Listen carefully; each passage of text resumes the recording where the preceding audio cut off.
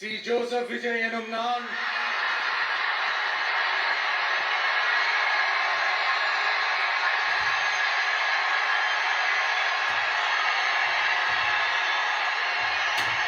சட்டப்படி அமைக்கப்பெற்ற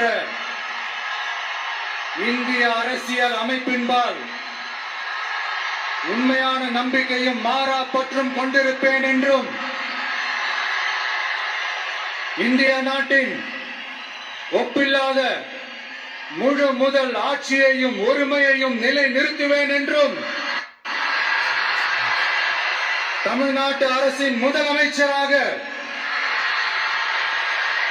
உண்மையாகவும் உளச்சான்றின்படியும் என் கடமைகளை நிறைவேற்றுவேன் என்றும்